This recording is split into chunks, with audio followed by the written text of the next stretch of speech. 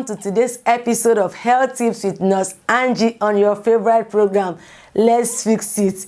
Good to have you here once again. Today I'll be discussing a very important topic. It's a respiratory disorder known as pneumonia. The reason why I need to pay close attention to this video is because so many people mistake pneumonia for cold or flu. So most of them they say, I have caught cold. So you need to know the difference between pneumonia, cold, or flu. So just listen attentively to what pneumonia is and how it can be managed. What is pneumonia? Pneumonia is an infection that affects the air sac in one or both lungs. The air sac may be filled with fluid or pus, causing cough with phlegm, which is also known as mucus. So many microorganisms can cause pneumonia, such as bacteria, fungi, or viruses. Pneumonia can range from mild to severe, which can be life-threatening. It can be most serious for infants and children, older people from 65 years and above, those with weak immune system, and those with health issues. These people can be at risk or it can be very serious for them. What are the causes of pneumonia? So many germs can cause pneumonia, but the most common are bacteria and viruses in the air we breathe. The body normally prevents the germ from infecting our lung, but sometimes the germ can overpower our immune system even in a healthy state. Pneumonia can be classified, the causes of pneumonia can be classified according to the causative organism, which means the germ that caused it, or according to the place the person got infected.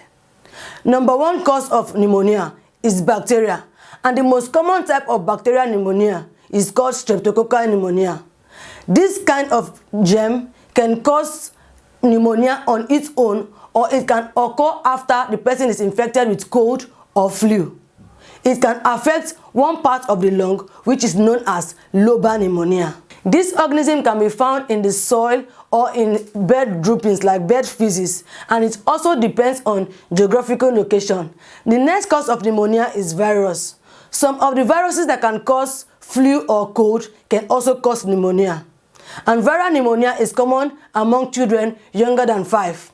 Viral pneumonia is usually very mild or mild per se, but can be serious because the virus COVID-19 or coronavirus can cause the severe form of pneumonia. That is why I said it can be mild, but sometimes it can be severe depending on the virus that caused it, like COVID-19. The next cause of pneumonia is hospital-acquired pneumonia. This kind of pneumonia occurs in people that have been admitted for a very long time receiving medical treatment for a particular medical condition. This is usually very serious because the person is already sick and this infection or organism is resistant to antibiotics. The next one is health care acquired pneumonia. The reason why I had to split it is because it's different from the one I mentioned previously, though it is similar. This also occurs in people that are receiving treatment in a health facility and in outpatient clinic, such as kidney dialysis. This also can be serious because the person's immune system is weak, the person is sick, and also it is resistant to antibiotics. Another cause of pneumonia is aspiration pneumonia.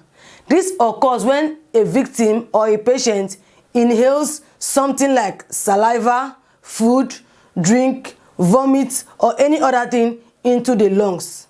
That is when aspiration pneumonia occurs. And it's more likely to happen to anyone with any condition that affects the normal gag reflex, such as problem with swallowing or brain disorder or whatever affects the brain. This can cause aspiration pneumonia.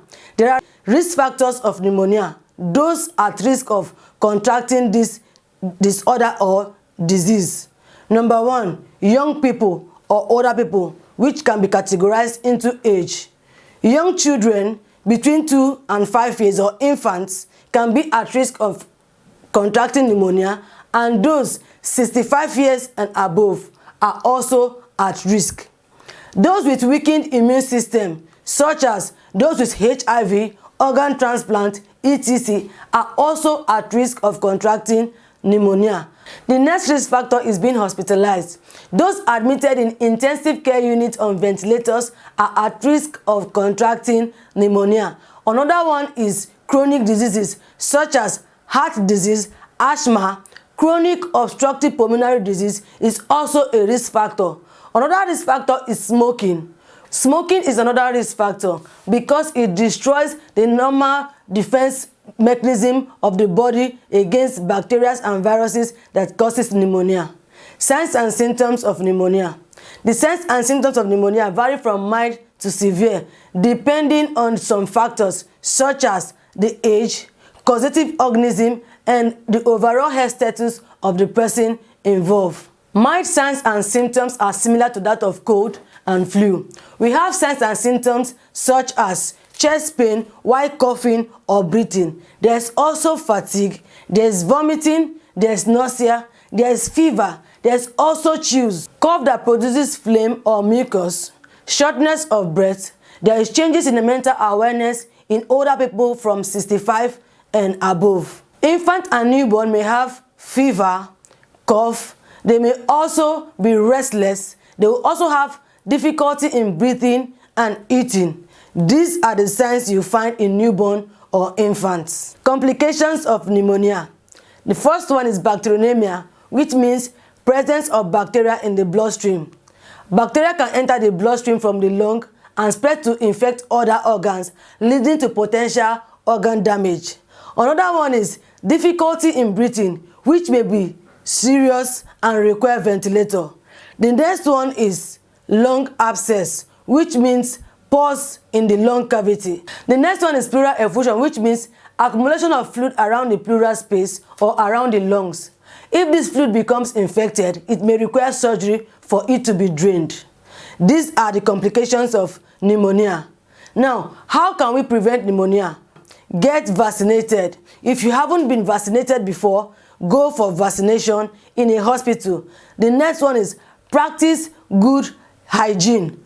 Another one is quit smoking if you're a smoker. The next one is boost your immune system by getting enough sleep, regular exercise, and eat healthy diet. These are the ways to prevent pneumonia. How can pneumonia be treated? Remember, I told you that the signs of pneumonia is similar to that of cold and flu. So if you notice any of the above signs and symptoms mentioned earlier, please do not self-medicate. Report to the nearest hospital for proper investigation and diagnosis so you can be treated properly. Pneumonia can be treated with antibiotics for the infection and also cough syrup or cough medication for the cough. We also need painkillers for chest pain and antipyretics, which are drugs used to treat fever. Hospitalization may also be needed for those above 65 years old and also those with chronic disease or weakened immune system, such as those with heart diseases or declined kidney function or hypertensive patients. These are the little I can share on pneumonia and its management. Remember, I remain your girl, Nurse Angie, on your favorite program, Let's Fix It. See you next time. Bye.